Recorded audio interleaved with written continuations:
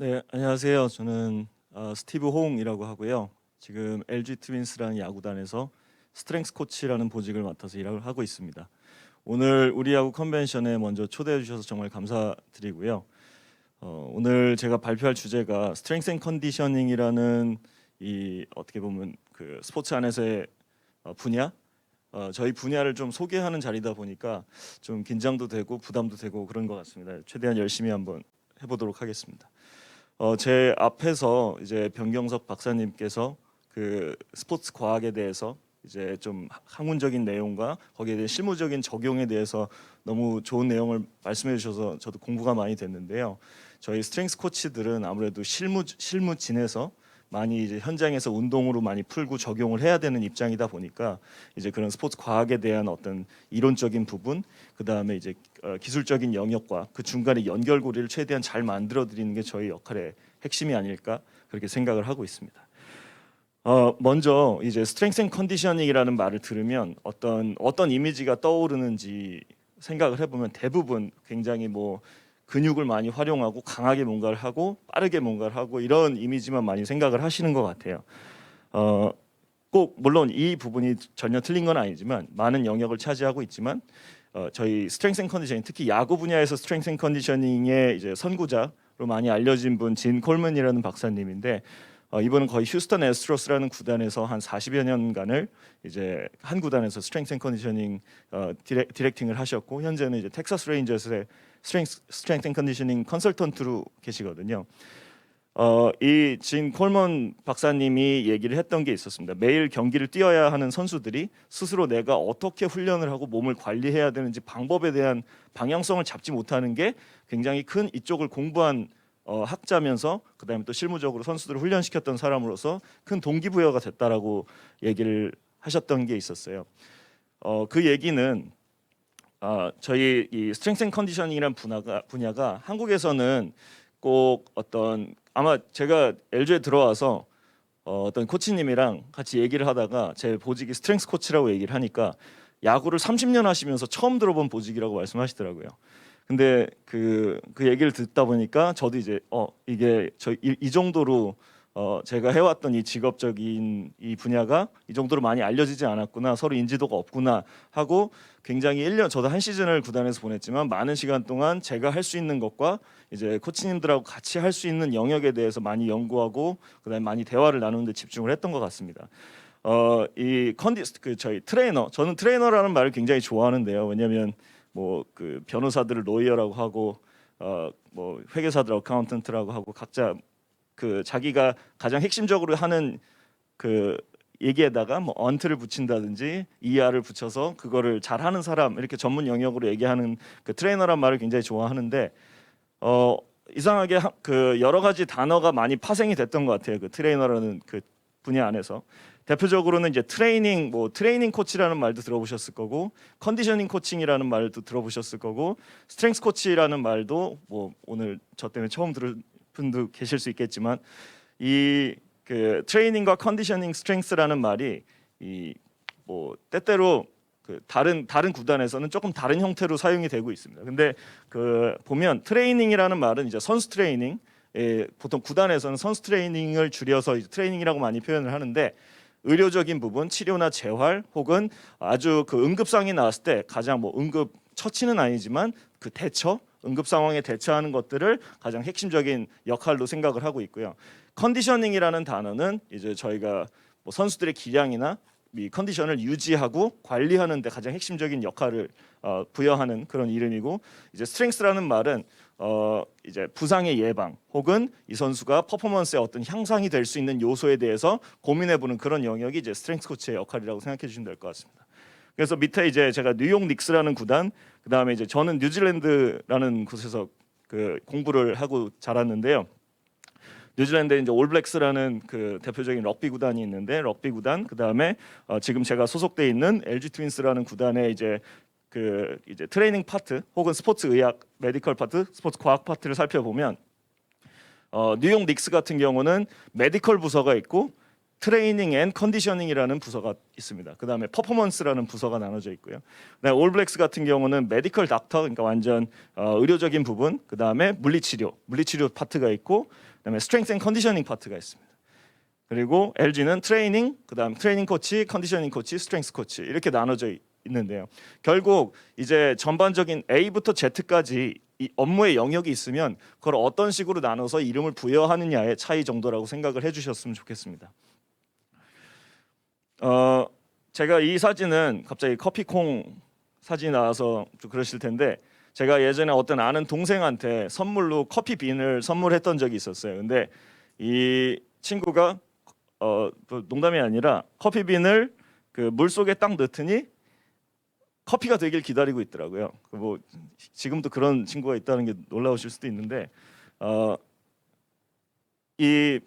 저희 스트렝스 앤 컨디셔닝 운동하는 거, 저희 분야에 심지어 저희 업계에 종사하는 사람도 마찬가지고, 이제 함께 일하시는 동료분들도 선수도 마찬가지고, 운동이라는 걸 했을 때 이 운동이 마냥 내 몸에 운동이라는 걸 집어넣었을 때 이것들이 내가 더 좋은 선수로 알아서 거듭나게끔 막연하게 바라기만 하는 그런 경우들이 좀 있는 것 같아요. 그래서 그래서 저희는 절대 철저한 계획이나 이런 계획의 그 엑스큐션이 없이는 정확한 우리가 원하는 아웃컴을 기대할 수 없다. 그러니까 체계적인 플래닝이 굉장히 중요하다라는 말씀을 꼭 드리고 싶은데요. 여기 이 다음 슬라이드에 밑에 보시면 이게 저희 영역의 그냥 모든 업무의 지표라고 생각을 하시면 됩니다.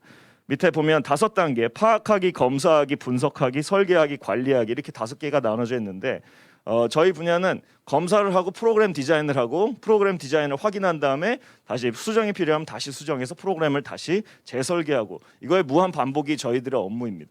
근데 이 하나하나 조금씩 설명을 드리면, 이 파악하기라는 단계는 어떤 뭐 투구면 투구, 러닝이면 러닝, 그다음에 타격이면 타격, 어떤 영역에서 이 영역에 도움이 될 수 있는 요소들을 쭉 정리해보는 단계가 스크리닝 단계입니다.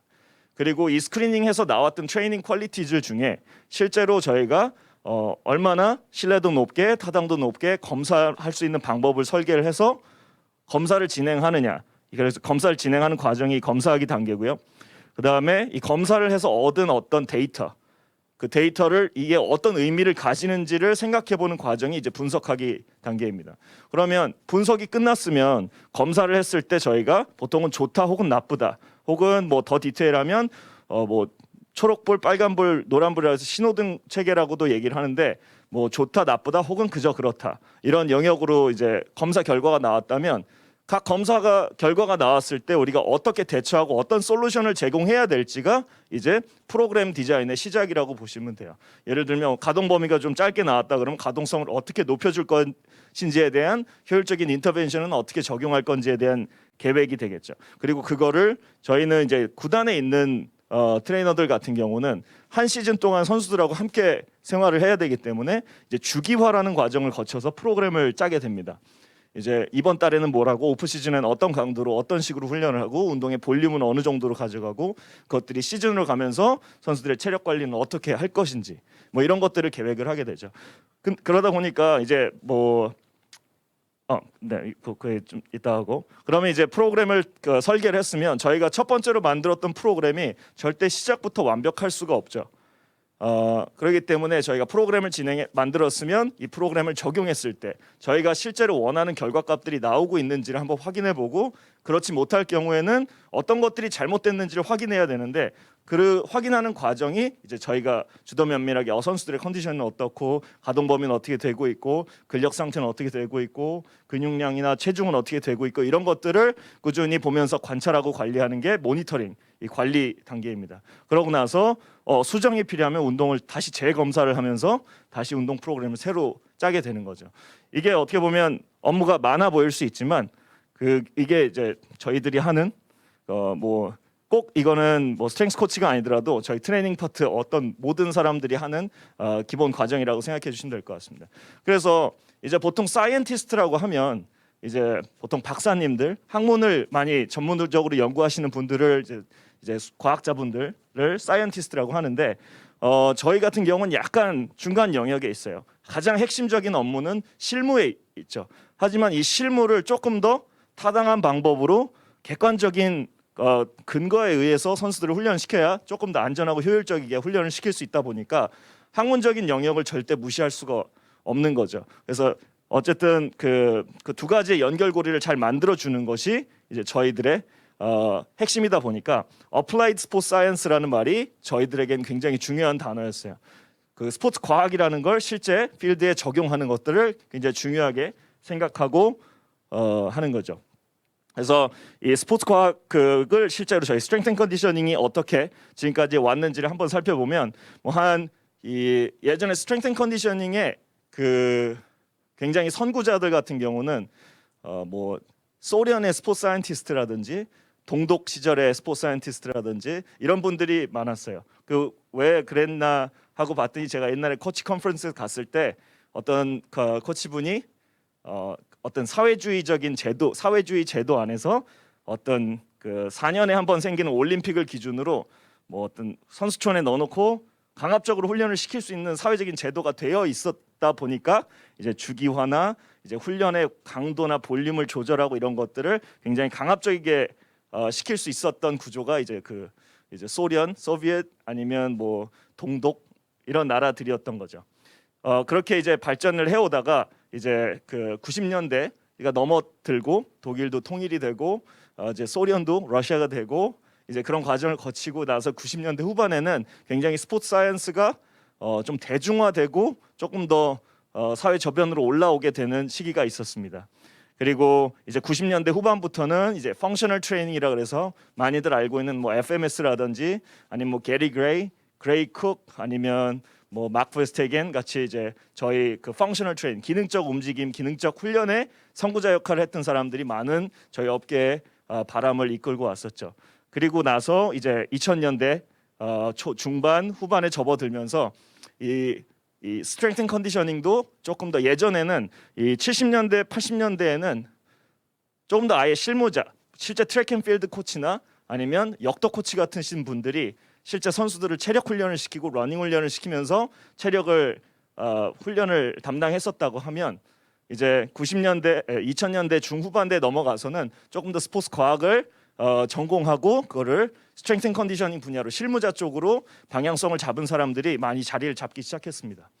그리고 이제 2010년대 초반에 들어가면서 이제 각 구단들은 이제 그 구단의 그 상징이 될 수 있는 스트렝스 앤 컨디셔닝 코치 혹은 요즘엔 퍼포먼스 디렉터라고도 많이 부릅니다. 이제 스트렝스 앤 컨디셔닝이 조금 웨이트룸이라는 어떤 그 뭐랄까 그 스테레오타이핑한 이미지가 있으니까 그것들을 좀 퍼포먼스라고 하면 꼭 운동을 열심히 해야지만 퍼포먼스가 상승되는 게 아니라 잠을 더 잤을 때 이제 뭐 퍼포먼스가 상승될 수도 있고 잘 먹었을 때 상승될 수도 있고 하다 보니까 퍼포먼스에 영향을 줄 수 있는 전반적인 여러 분야를 담당하는 사람을 이제 퍼포먼스 코치 혹은 퍼포먼스 디렉터라고 부르게 됐습니다. 그래서 이제 뭐 각 구단마다 어떤 영역으로 어떻게 중요하게 생각하고 진행하는지에 따라서 좀 많이 트렌드가 변하게 됐고요. 저희 아마 여기 계시는 분들 중에 플라이오메트릭이라는 단어 들어보신 적 있으실 거예요. 플라이오메트릭이라는 훈련은 많이들 점프 훈련이나 그냥 폭발력 훈련이라고 많이 알고 계신 분들이 계신데 이 플라이오메트릭의 시작은 거의 1960년대 정도에 시작이 됐다고 보시면 돼요.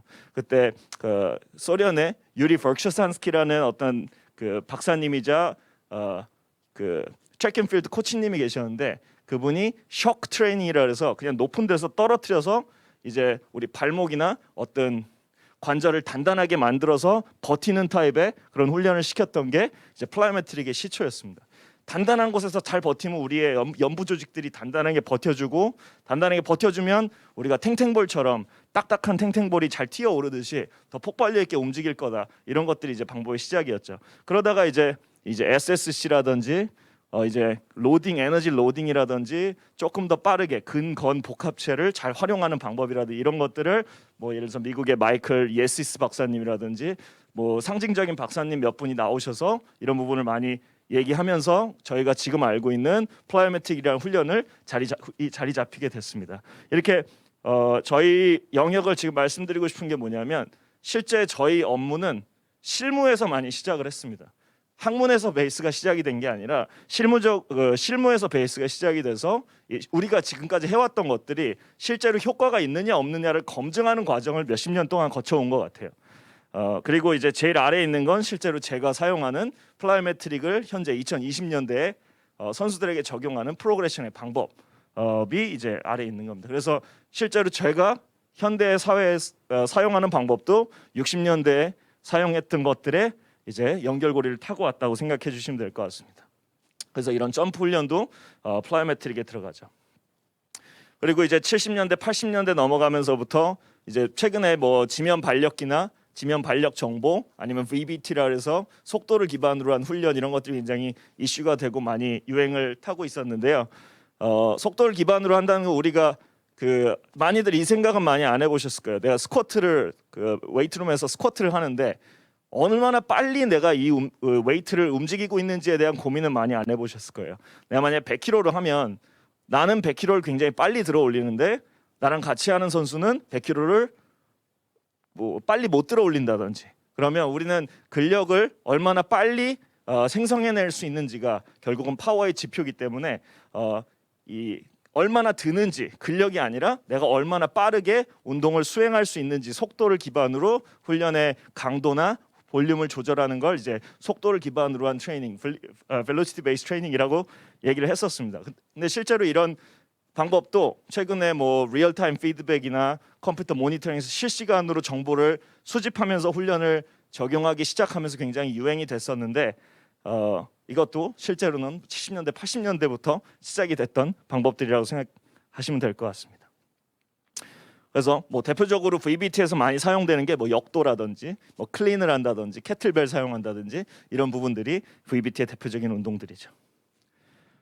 그다음에 이제 90년대, 2000년대, 90년대 후반, 2000년대 들어오면서 이제 펑셔널 무브먼트, 움직임의 기능적인 영역, 이제 단지 관절 하나하나의 로컬 영역으로 보는 게 아니라 움직이라는 전반적인 틀 안에서 이 각 관절들이 어떻게 자기 기능을 하고 있는지를 판단하는 그런 훈련들이 시작되게 되었습니다.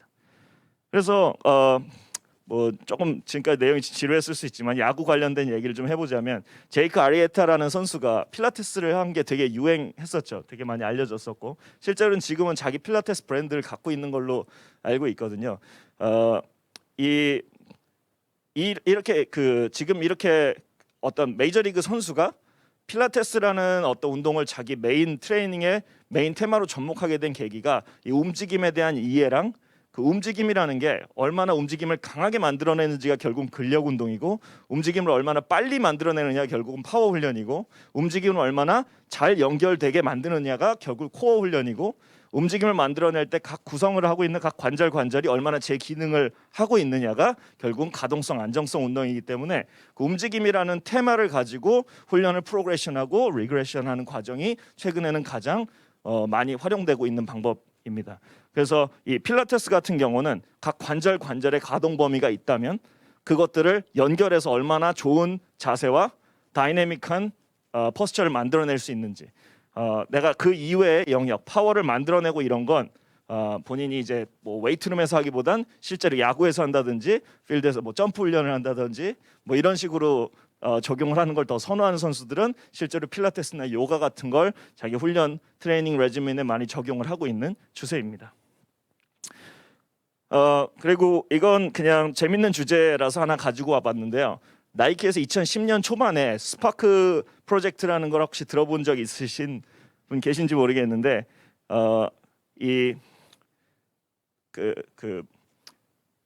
스트렝스 앤 컨디셔닝의 목표가 퍼포먼스의 향상과 부상의 예방이라고 말씀드렸으면 세 번째로 나이키에서 생각한 거는 빠른 판단력이었어요.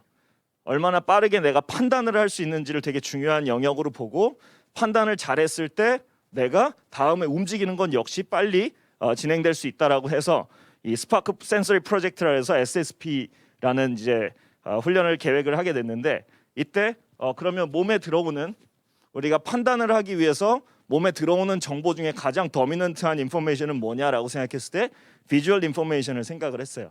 그래서 시각 정보가 우리 몸에 들어오는 일반 정보들에 다 합했을 때 80%가 시각으로 들어온다고 해요. 그래서 우리가 가만히 서 있을 때 눈만 감아도 80% 정도의 정보가 끊어지는 거죠. 그래서 그러면 우리 몸에 들어오는 80%의 정보를 가지고 어떤 식으로 몸이 반응하고 빨리 움직일 수 있는지를 한번 훈련으로 적용해 보자 한 게 이 나이키의 스파크 프로젝트였습니다. 그래서 실제로 뭐 NFL 선수, MLS 선수, 그다음 NBA 선수들 데리고 공 받기 전에 이 그 거글이 반짝반짝 거리게 한다든지 이런 훈련을 적용하기도 했었어요. 최근에는 많이 안 하는 추세긴 하지만 최근에는 조금 더 이제 커그니션과 관련해서 이제 뭐 핏라이트나 샘 위티 같은 그 기계들을 활용해서 훈련을 하는 경우들이 좀 더 많죠.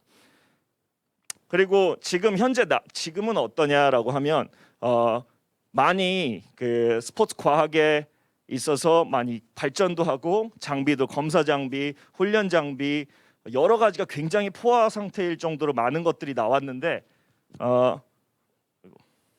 저희 실무자들이 느꼈던 건 뭐냐면 실제로 그런 많은 장비들이 왔는데 저희들은 아까 말씀드렸다시피 저희들의 가장 근본적인 배경은 실무입니다. 근데 이 실무적으로 적용을 하자고 하니까 이 많은 굉장히 디테일하고 화려한 장비들이 오버웰밍한 거죠. 너무 많은 것들이 들어오니까 이것들 감당이 안 되는 게 된 거죠. 그러다 보니까 최근은 어떠냐면 조금 더 기본으로 돌아가서 아주 기본적인 파운데이션을 한 부분, 체력적인 요소들을 먼저 채우는 것들을 더 근본적인 기초로 삼고 있는 구단들이 많이 늘어나게 됐습니다. 그래서 여기 있는 사진은 그 LA 다저스의 심포지엄 사진인데 올해로 아마 세 번째일 거예요. 그 LA 다저스에서 자기들의 구단의 훈련 철학은 이렇다를 남들에게 공유하는 자리를 갖는 게 이제 LA 다저스 심포지엄인데 1년에 한 번씩 이런 자리를 갖고 있습니다. 이게 상징하는 게 뭐냐면 이제는 어떤 유행에 따라서 어떤 그 저희 업계 훈련의 방식에 어떤 유행에 따라서 움직이는 게 아니라 각 구단마다 어떤 기본적인 배경 지식과 기본적인 학문을 가지고 우리만의 철학을 만들어서 적용하는 게 이제 시작이 됐다라는 거죠.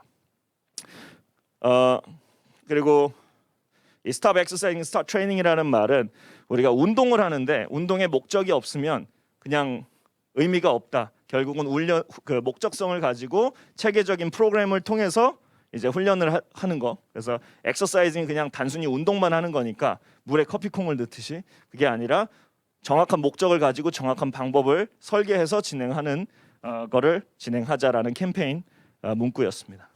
그래서 실제로 제가 오늘 그 주되게 말씀드리고 싶었던 내용이 뭐냐면 제가 좀 설명하는 그 안에 내용이 조금 공감대 형성이 어려울 수 있으니까 제가 실제로 LG에 들어와서 올 한 시즌 동안 선수들하고 같이 했던 그 스트렝스 앤 컨디셔닝 업무에 대한 영역을 한번 소개해 드릴까 해요. 제가 그냥 주루에 대한 얘기를 한번 한 건데 당연히 이제 피칭도 있고 배터리도 있고 그다음에 뭐 타격도 있고 여러 영역을 다 하지만 주루에 대한 부분을 한번 예제로 가져와 봤습니다. 주루는 저희 이제 그 주루 코치님들이 두 분 그 계셨는데 양영동 코치님과 박영근 코치님이 계셨는데 굉장히 많은 소통을 했어요. 왜냐하면 스트렝스 코치의 역할은 기술 코치, 파트 코치님들이 어떤 식으로 전략을 짜고 어떤 식으로 선수들을 훈련을 시키고 방향성을 잡을 건지를 이해를 해서 거기에 맞게끔 몸을 만들어주고 그 다음에 구성을 할 수 있게 오프 시즌에도 훈련을 하고 하는 것들이 저희 역할이라고 생각을 하기 때문에 그분들의 방향성을 이해하고 그런 거를 이제 표현을 해낸 거죠. 그래서 저희는 4S 뭐 그냥 저희들의 그라고 생각하시면 돼요. 스타트, 스프린트, 그다음에 슬라이딩 이 세 가지가 가장 뭐 통상적인 개념이었다면 저희는 스티프니스라는 개념을 하나 더 넣었어요. 좀 폭발적이게 움직이려면 아까 얘기했던 것처럼 이 탱탱볼이 더 빠르고 폭발적이게 움직일 수 있는 것처럼 좀 우리가 근건 복합체를 조금 더 단단하게 만들어서 뭔가 발력 그 리액티브 스트렝스를 조금 더 빠르게 만들어야 되겠다를 생각을 하게 된 거죠. 그래서 뭐 영상이 나왔으면 좀 더 좋았을 텐데 영상이 안 나오니까 이거는 넘어가도록 하겠습니다.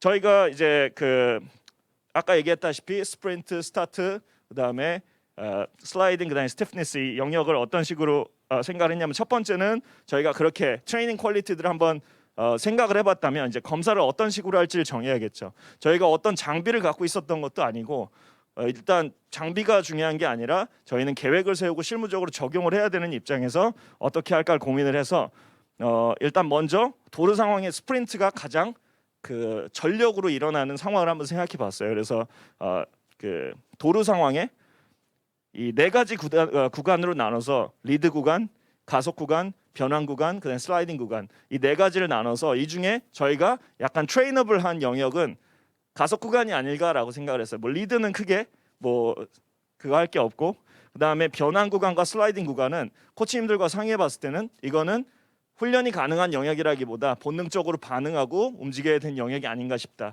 그러면 이 가속 구간 저희가 이제 저희 코치님이 실제로 걸으면서 이 정도 거리가 제일 적당한 것 같다라고 했을 때 그 거리를 측정을 했을 때 그게 11m였어요. 그래서 이 11m라는 거리를 얼마나 폭발적으로 뛸 수 있는지를 생각을 해본 거죠. 그래서 이제 이 검사를 하고 실제로 여기 저희가 검사하는 모습인데, 이 동그라미 왼쪽 위에 동그라미 있는 분이 저희 코치님이 이제 투수 형태를 해주셔서 이제 그 왼발을 들면 거기서 이제 빨리 판단하고 움직이는 거죠. 그때 이제 코치님이 다리를 드는 순간부터 시작을 해서 선수가 움직임을 끊는 시간을 이제 리액티브 타임으로 설계를 했습니다. 그 반응 속도, 그 다음에 실제로 달려서 저희가 그 표식을 통과하는 구간까지를 스프린트 스피드로 한 거죠. 그렇게 했을 때 이런 반응 속도와 전체 속도 이 두 가지를 나누게 된 겁니다. 그다음에 이제 30m 스프린트 같은 경우는 아무래도 전체적으로 30m 정도 거리를 커버하는 것들이 가장 아무래도 야구에서는 일반적이다 보니까 이 30m를 가속 구간, 변환 구간, 그다음에 유지 구간, 우리가 최대한 속도를 만들어서 가속을 하고 그것들을 이제 최고 속도 탑엔드 스피드를 만들었을 때 그 탑엔드 스피드를 얼마나 효율적으로 유지할 수 있는지를 계산을 한 거죠.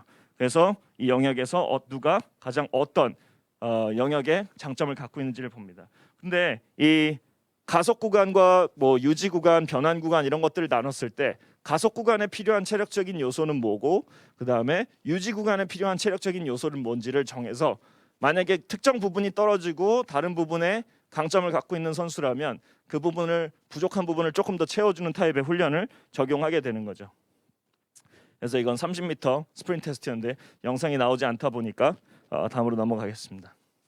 그 다음에 이제 저희가 했던 건 아크 스프린트 검사였어요. 아크 스프린트는 여기 선수를 보시면 분명히 곡선으로 다이아몬드를 뛰다 보니까 곡선으로 뛰고 있지만 실제로 이 선수가 앞으로 뛰고 있는 걸 기울인 것뿐이거든요.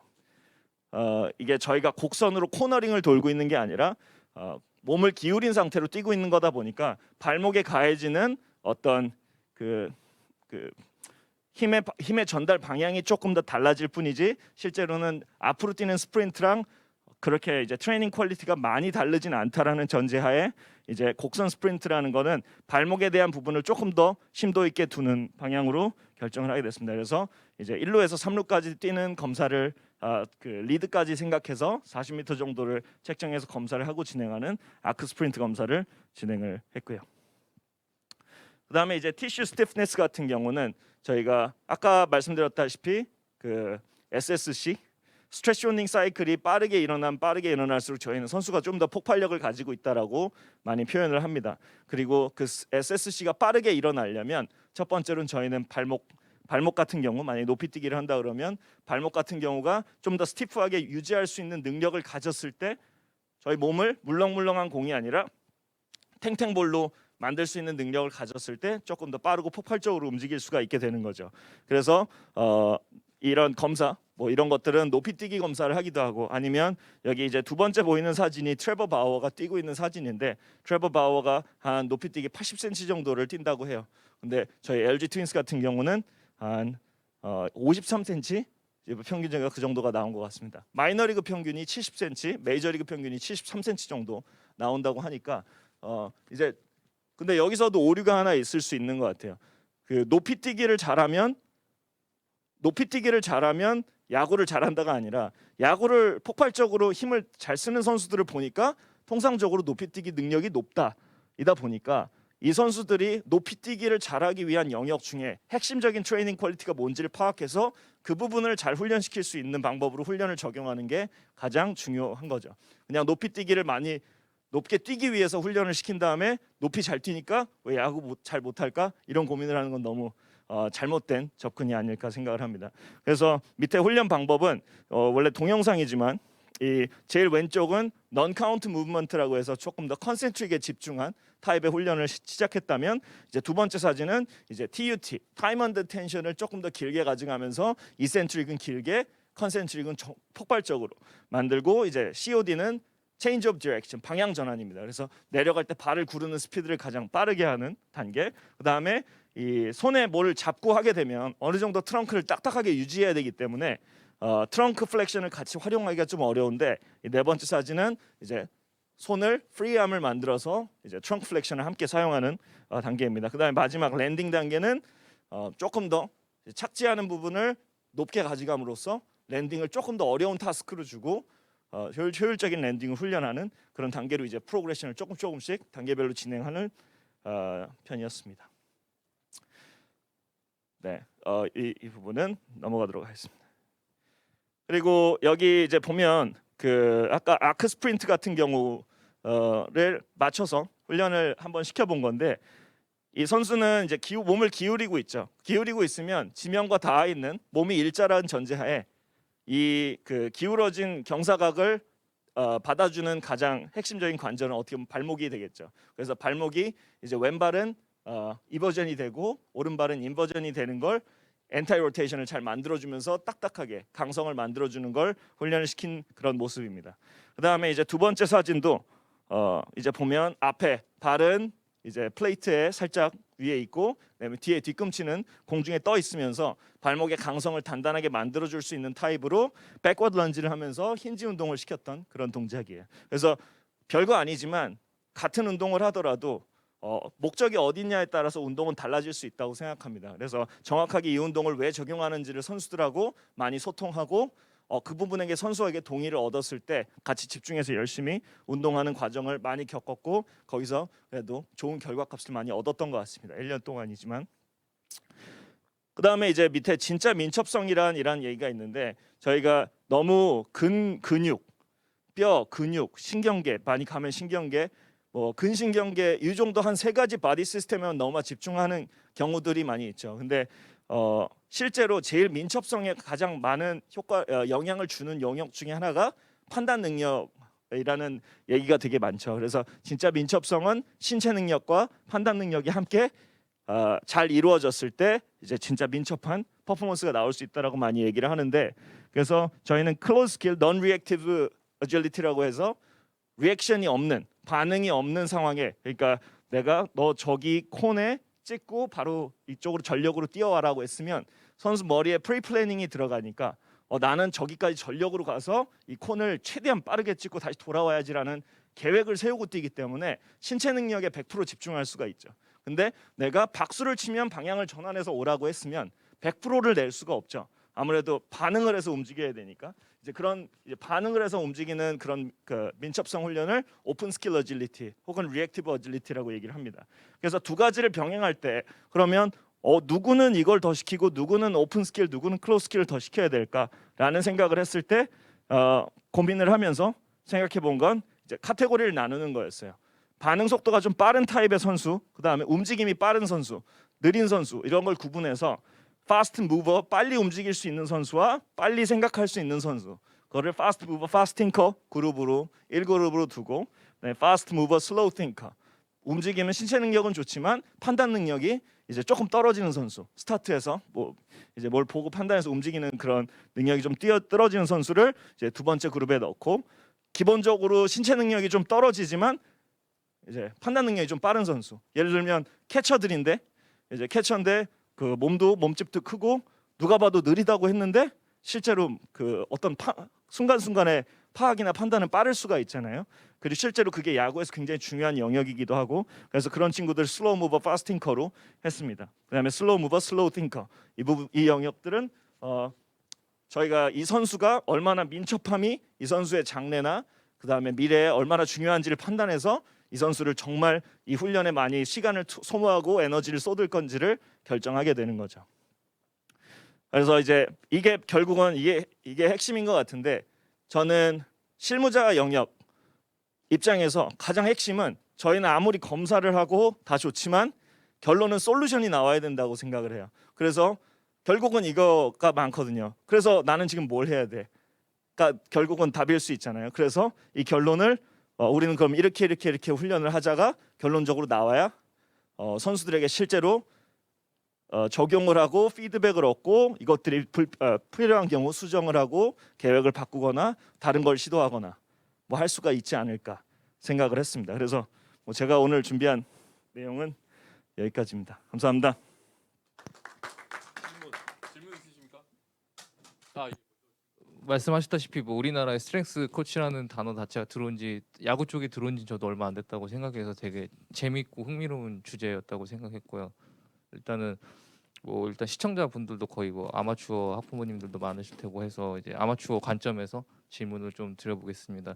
그 말씀하신 뭐 SSC라든가 뭐 트라이파직이라든가 여러 가지 스트렝스 트레이닝 방법론이 있는데 그 성장기 아이들에게 뭐 적용을 많이 하고 있죠. 요즘 뭐 퍼포먼스 트레이닝 이런 게 워낙 유행이다 보니까 이런 뭐 엘라스틱 파워를 만들기 위해서 그런 트레이닝 많이 하고 있는데 기본적으로 뭐 스페시픽한 야구 특이성을 살릴 수 있는 트레이닝에 대한 전반적인 내용이었고 하지만 또 어린 아이들 뭐 학생 선수들 뭐 성인 선수들도 마찬가지겠지만 제너럴한 좀 GPP라고 불리는 일반 선수들이 갖고 있어야 되는 신체 능력이 부족하다라고 저는 생각을 많이 했거든요. 근데 우리나라 야구 관계자분들도 아시다시피 어렸을 때 뭐 오버헤드 뭐 숄더 프레스 이런 거 하면은 뭐 어깨 다치면 안 된다. 뭐 가슴이 커지면 뭐 공을 못 던진다. 뭐 이런 말 참 많이 들으면서 자라왔거든요. 이제 그래서 그런 GPP 운동에 대해서 이제 일반 학부모님들도 많이 궁금해하실 텐데 뭐 흔히 뭐 고중량을 든다든가 뭐 바디빌딩식의 하이퍼트로피 운동을 한다거나 이제 이런 부분에 대해서 한번 간단하게 학생들에게 어떤 영향을 미칠 수 있는지에 대해서 한번 말씀해 주시면 감사하겠습니다. 저는 이제 되게 뭐 큰 질문이라 되게 어려운 질문이기도 하지만 전 첫 번째로 중요한 건 어릴 때면 어릴 때일수록 다양한 환경에 노출되는 게 가장 중요하다라고 생각은 합니다. 하지만 그 선수들이 예를 들면 그 표면적인 것들을 보고 많이 반응을 하는 것 같아요. 뭐 몸짱이라든지 식스팩이라든지 뭐 어떤 아니면 뭐 그 지안칼로 스탠튼이 나시티를 입고 헬스장에 있는 모습을 봤는데 뭐 탱크 같은 그런 모습을 보고 뭐 아니면 타일러 오닐이나 요즘에 너무 몸도 좋고 그런 선수들이 많기 때문에 그런 선수들을 많이 보고 따라가면서 이런 몸을 되려면 결국은 이제 바디빌딩류의 웨이트를 해야 되겠다 하고 이제 가는 경우들이 많은 것 같은데 저는 첫 번째로 선수들한테 얘기하는 거죠. 한 가지만 조금 조심하고 하지 말아야 될 것들. 그러니까 뭐를 해야 된다라고 얘기하면 그거는 너무 영역이 너무 클 것 같고요. 오히려 그것보다 엘리트 선수로 성장하면서 하지 말아야 될 것들이 하나 있다면 두 가지가 있다면 얘기하고 싶은 게 하나는 너무 한 가지에만 집착하지 말라는 거. 그러니까 뭐 내가 어떤 방법을 시도했으면 너무 그것만이 정답인 것처럼 생각을 하지 않았으면 좋겠는 거. 그러니까 뭐 밥만 먹으면 잘 큰 게 아니라 여러 가지 식단을 잘 먹어야 되듯이. 두 번째는 고립에 너무 제가 생각한 고립이에요. 제가 뭐 부정적인 것들을 여러 가지 생각하는 게 많이는 없지만 그 중에 하나가 생각하면 굉장히 고립, 뭐 빰핑, 뭐 제가 올해 많이 배운 단어들인데 이런 단어들을 굉장히 많이 쓰더라고요.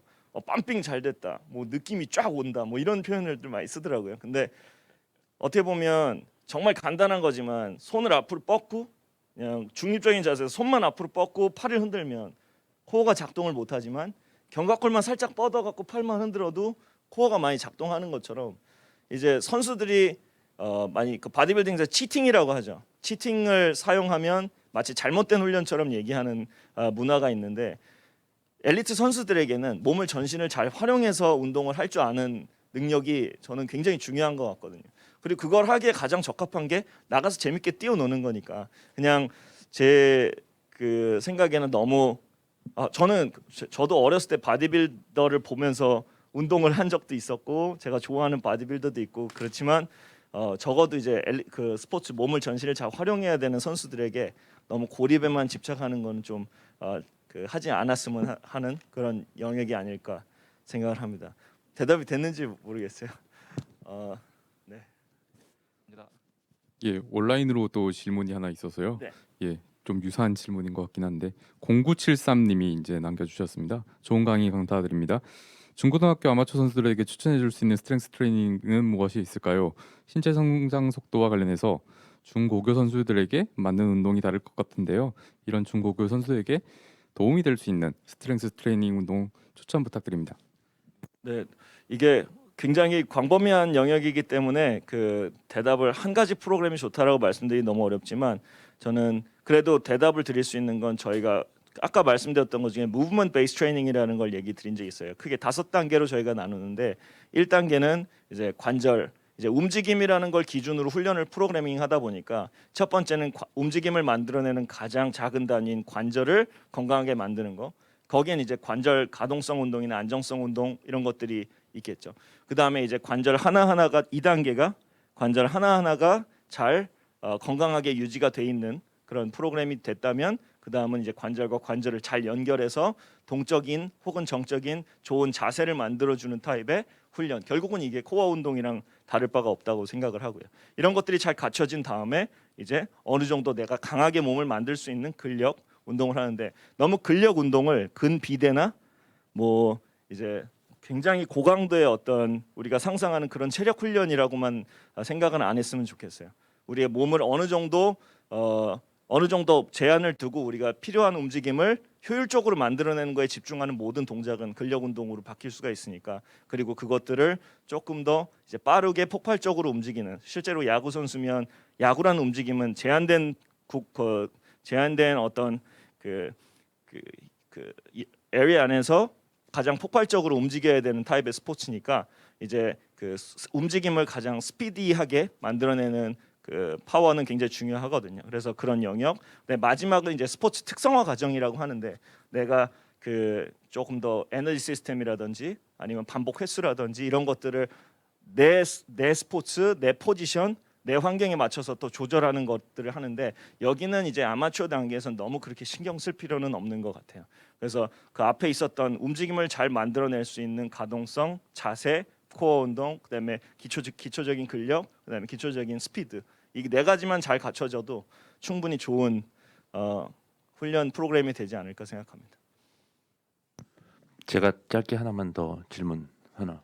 그 아까 이제 주루 관련된 그 뭐 훈련들도 이렇게 예시로 보여주셨는데 이렇게 최근 트렌드가 이제 스트렝스 앤 컨디셔닝 파트의 훈련들이 굉장히 개별화되고 네. 포지션에 특화된 훈련들을 이렇게 많이 다루는 것 같은 느낌이 있거든요. 근데 사실 그 커버할 수 있는 선수도 굉장히 많고 해서 아주 완벽한 개별화와 효율성 사이에서 좀 어느 정도 좀 타협을 좀 해야 될 것 같거든요. 네. 이제 그게 저는 특히나 아마추어 레벨에 있는 코치님들이나 트레이너 선생님들한테 좀 중요할 것 같아서 지금 그래도 지금 이걸 앞서서 실행해 나가고 계신 지금 LG 퓨처스에서는 이걸 어느 정도 레벨까지 맞춤형 트레이닝 플랜을 좀 세우고 계신지 좀.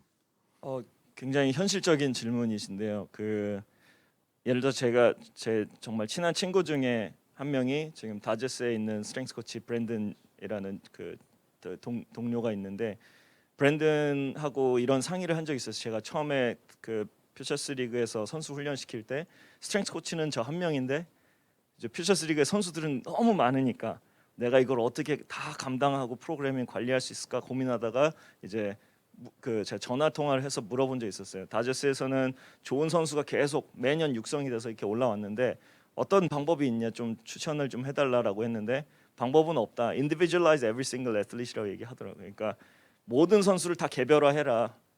그게 베스트 솔루션이다. 근데 그렇게 되면 그 얘기를 듣고 다시 이제 현실로 복귀했을 때 다저스는 이제 그 트레이너 한 명과 선수의 비율이 많아도 1대 뭐 한 7, 8 넘어가지 않거든요. 그 정도 프로그램은 관리할 수 있지만 제가 올해 프로그램을 짠 선수가 70명 정도가 되더라고요.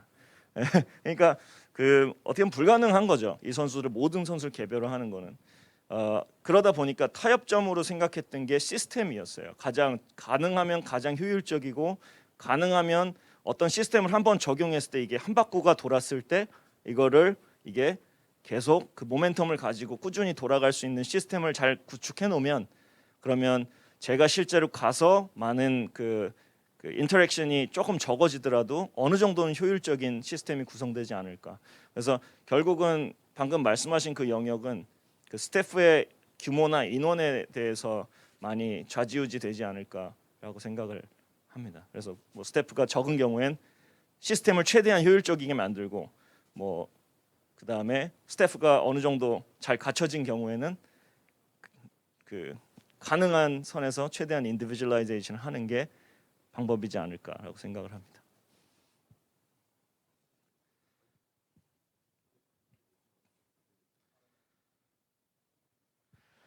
저부터 질문하겠습니다. 예.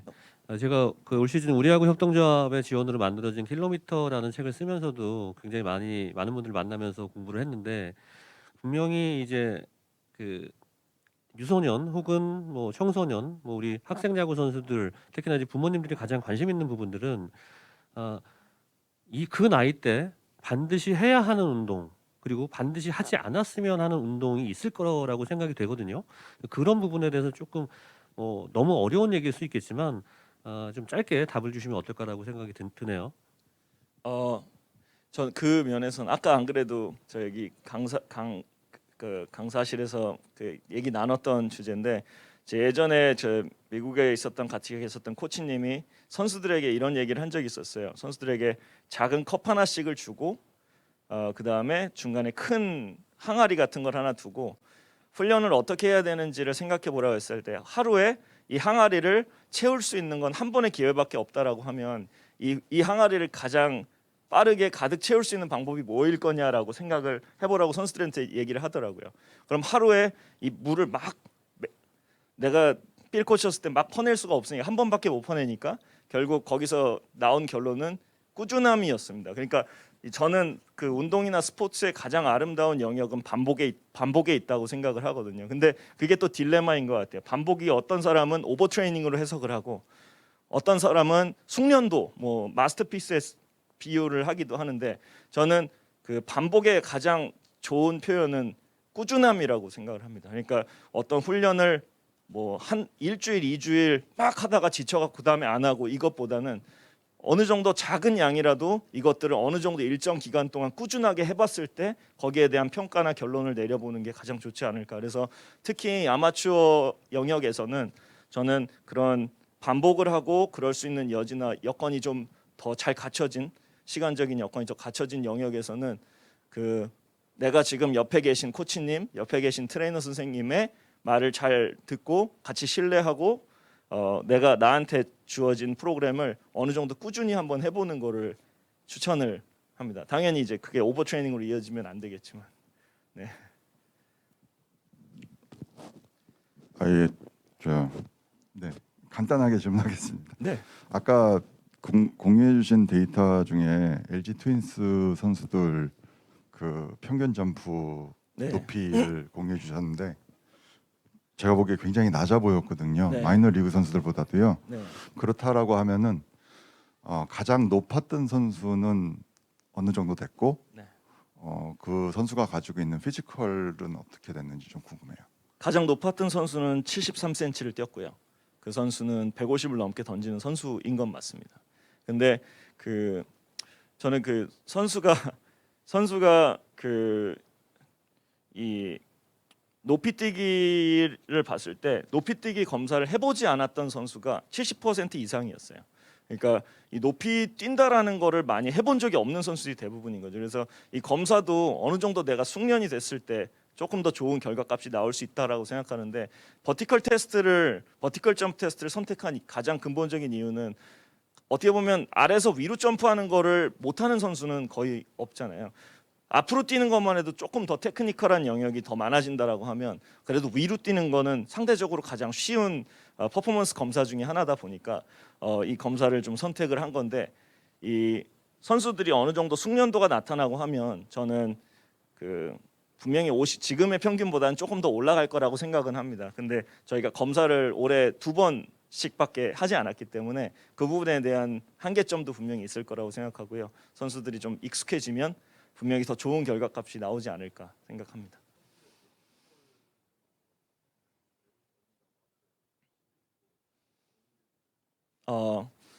한 180 중반에 몸무게는 한 80 후반, 90 살짝 아래, 88, 89 정도 나가는. 제가 좀 긴장을 해가지고 말도 좀 버벅거리고 했는데 뭐 경청해 주셔서 너무 감사드립니다. 다음에 또 좋은 기회 있을 때 뵙겠습니다. 감사합니다.